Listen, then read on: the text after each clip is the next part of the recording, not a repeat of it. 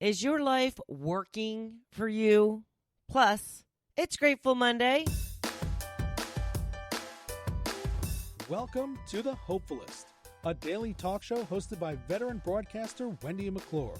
Join Wendy each day as she shares her life lessons that transformed her from perpetual pessimist to the ultimate hopefulist. The perfect morning show to get you caught up on the day's top stories while sharing insights that will lead to positive transformation and bring out the hopefulist in you. For more inspiration, visit hopefulist.com. And now, here's your host and hopefulist, Wendy McClure. Hello and welcome to the Hopefulist. Are you ready for your daily dose of inspiration and positivity? I sure hope so. It is Monday, September 14th, 2020. The quote of the day comes from Joanna Macy and Chris Johnstone. Active hope is a practice. Like Tai Chi or gardening, it is something we do rather than have. That's right. You don't just acquire it. You keep at it. You work at it. You evolve with it. It's a state of being, but it's always a work in progress. Today is Grateful Monday. Some of the things that I have been grateful for in this past week, just as a little example of how easy it is to write down just a few things each day, 3 to 5 things each day of something you are grateful for. I had a great weekend relaxing with my man. We did a lot of traveling and sightseeing last week. It's funny, I have a beach vacation coming up with some other members of my family, and I had just visited with my brother when we were out in Colorado, and we did something every day. Every day we were out doing something, and I chatted with my brother a bit over the weekend. He said he's looking forward to our beach vacation with no hiking. Too much hiking in the last vacation. He's still tired 4 days later. Yeah, no hiking in this one, for sure. Laying by a beach, or laying on a beach by an ocean, or laying by a pool. Sounds fun to me. So one of the other things I'm grateful for is that Joe and I, my husband, we actually fight over who does the dishes. Crazy, right? And I know this wouldn't work for everyone, because I know some people would just be like, fine, just do the dishes. But, you know, we often try to outdo each other to get things done. I want to do things for him. He wants to do things for me. Now, he started this. He's way better at this than me. There's no doubt about that.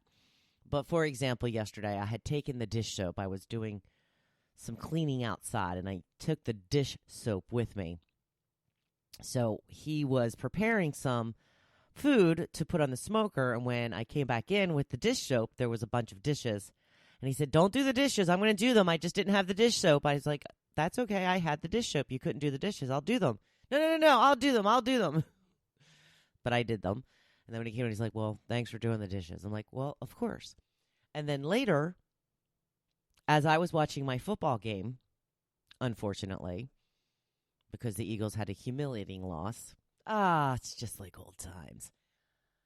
He said, "You go watch your game. I'll take care of the dishes." So we literally fight over who's going to do the dishes. And this is just one example. We always are trying to keep up with things around the house. You know, he does things for me, which in return makes me want to do things for him. Again, I know not everybody will have that situation. I know some people will have spouses that say, "Hey, if you want to do it, I will sit back and let you." Luckily, that is not the situation for us. I mentioned football briefly. I was very excited that football is back, and then I was promptly reminded why I hate football. No, I don't hate football, but it was not a good game. Not a good game if you are a Philadelphia Eagles fan.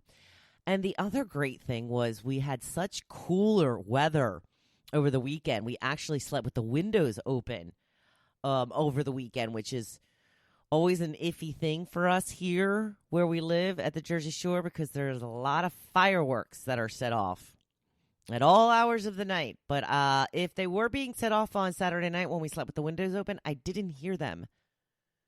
And I'm surprised. Now, typically the shore area gets less populated after Labor Day, but I was a little concerned that a lot of people are staying this year because a lot of people are working from home, doing school virtually. So I don't think that there was a mass exodus on Labor Day like there typically is, but I didn't hear any fireworks, so that's good. I used to love fireworks until I heard them all hours of the night. It's not just a Jersey Shore problem anymore. Since the pandemic, a lot of people are dealing with people shooting off fireworks of all hours of the day. Yeah, it gets a little annoying, doesn't it? So we did turn the air back on last night. Got a little humid. And we were both, Joe and I, kind of running around doing some stuff. And I just got to the point, I'm like, you know what? I literally have sweat dripping down my face. Let's turn the air on. Let's just do it. No need to sweat. Over the weekend, we were looking for something to watch on television. And I've seen the commercials. Disney Plus now streaming Mulan, the live action version. Joe said it's something he would be interested in seeing. So we pulled up our Disney Plus subscription, and lo and behold, it's an additional $30. That's right. I didn't see that one coming. All I've seen is now available on Disney Plus, Mulan.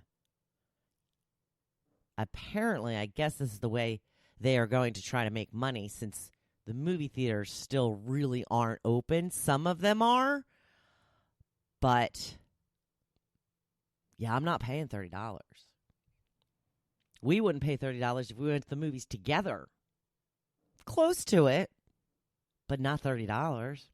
It will be available in December for all subscribers.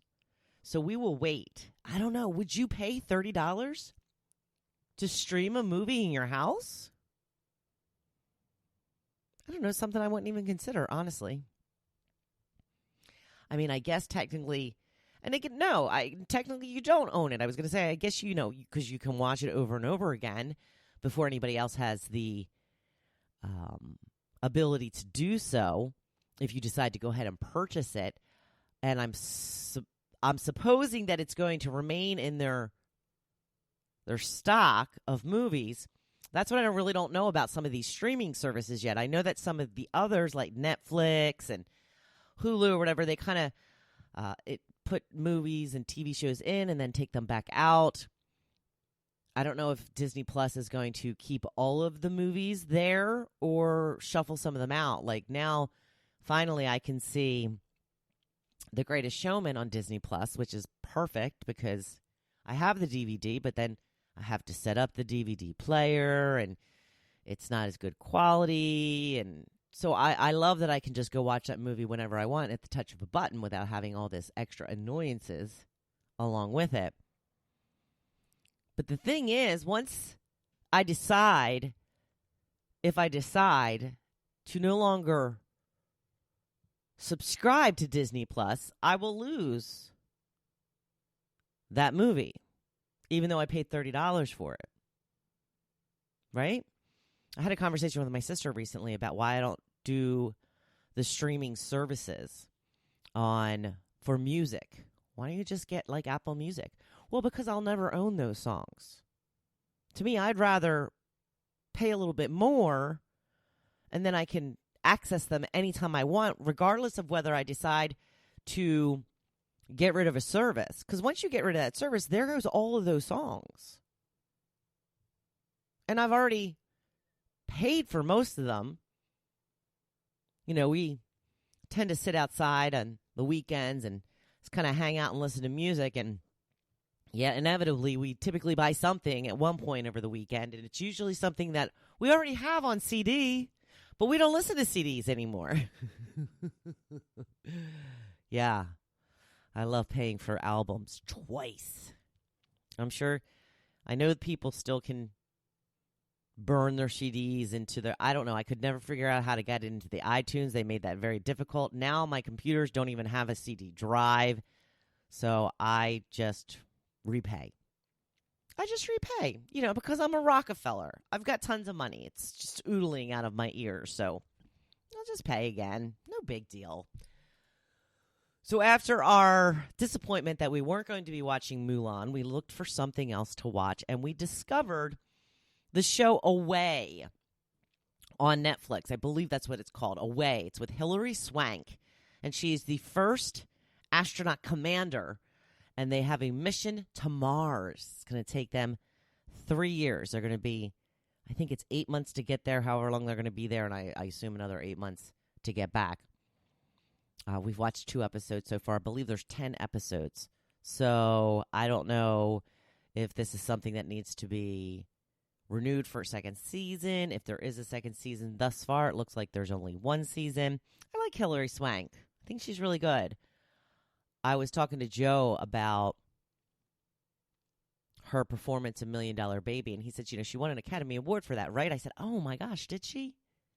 I know she won an Academy Award for Boys Don't Cry. And I think he's right. I think she did win the Academy Award for that. And I asked him, have you seen $1 Million Baby? And he said, no. And I said, oh my goodness. We are going to have to change that. And I'm pretty sure he will really like that movie. Have you seen $1 Million Baby?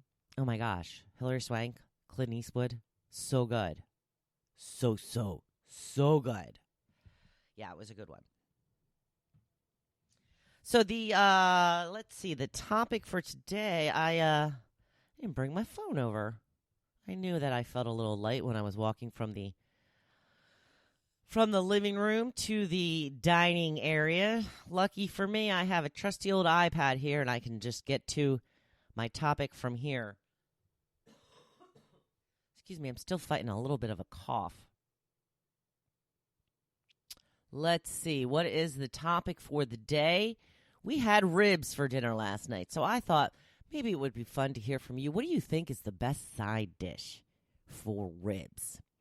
We had corn on the cob, and I got to use my brand new Colonel cutter from Pampered Chef, because ever since I was a teenager and I had braces and I had to cut the corn off my cob, I just preferred eating it that way.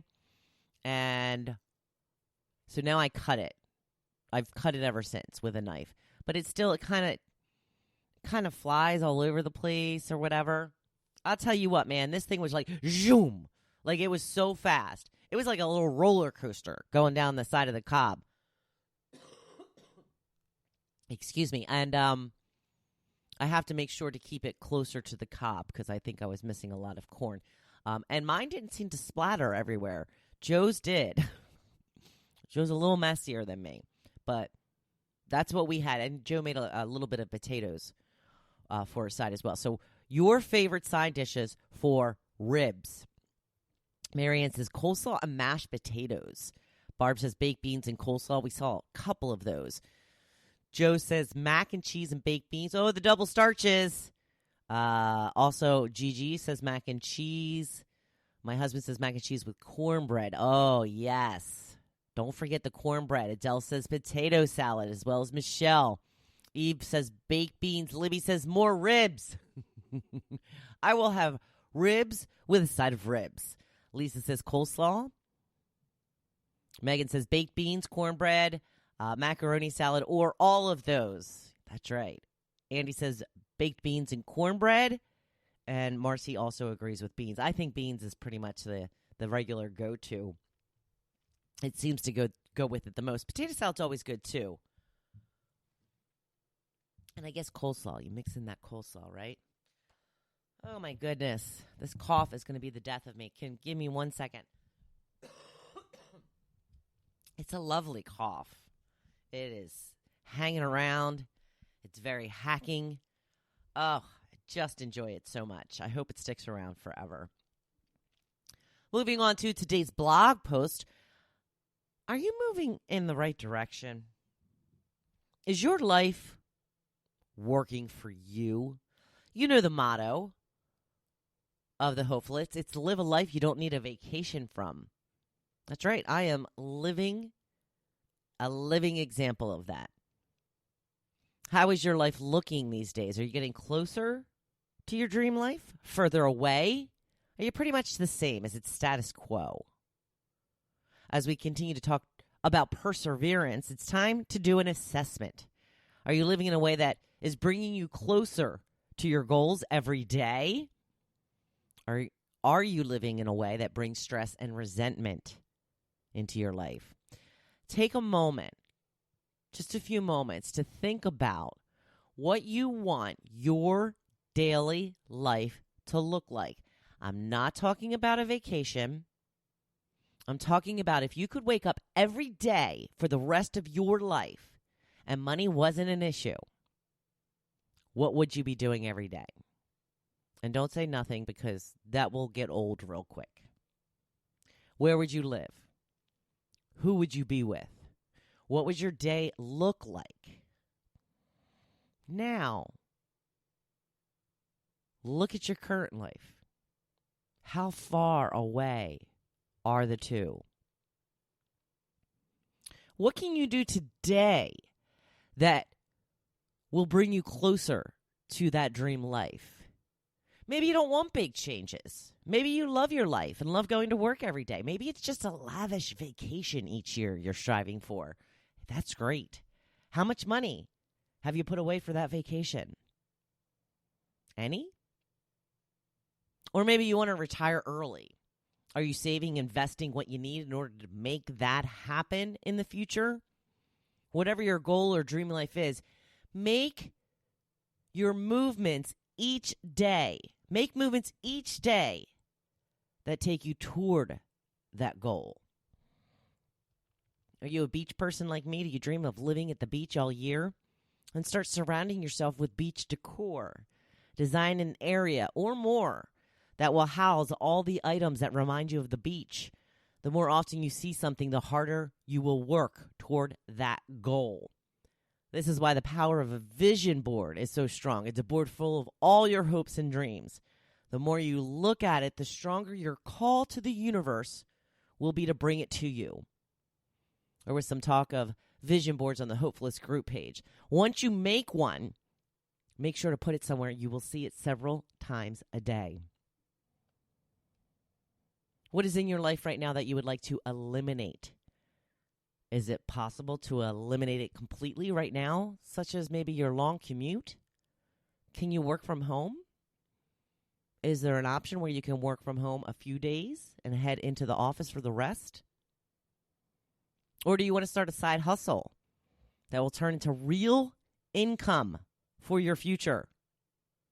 Then get to work on that and figure out how it can start making you some money. Take a real hard look at where you are and where it is you want to be. How far apart are those two scenarios? How can you make them closer? This is both adding things and getting rid of things that don't serve your purpose. Do you hate serving on the PTA? Well, then don't. It's not a rule. You don't have to do it. Start eliminating all the things that you detest. This is something that you shouldn't need to be said, but it does. We do so many things that we hate. Don't do things that don't bring you joy. I mean, I know we all have things that we have to do, but make that as little as possible. You can contribute in other ways. You don't have to be on the PTA. Offer money or run a fundraiser or be a chaperone for a trip. But I urge you to stop doing things that you hate. Things that drain the life out of you. It's time to take a real good look at what is serving you and what isn't. What is taking you closer to your dream life? These are questions only you can answer. You have to do the work. But the very first step is to be clear on what it is you really want. You can't figure out if you are close if you don't know what you're looking for. Make a list of what the daily activities of your dream life is, and then right next to it on the same page, write how your daily life looks now. Are there any similarities? Can you incorporate more of what you want? Can you get rid of some things that aren't serving you? I'm sure you can, if you can put a little thought into it. Oh, it's Monday again. My favorite day of the week after Friday, Saturday, and Sunday. It's a brand new week full of opportunities and possibilities. Tomorrow, we will be discussing things we absolutely have to get rid of. Absolutely. Keep that in mind. Meanwhile, go out there and be your badass self. You know I'm cheering you on. Thank you for listening to The Hopefulist, hosted by Wendy McClure. For more inspiration, please visit hopefulist.com. Thanks, and we'll see you tomorrow on The Hopefulist. Be badass. Be badass.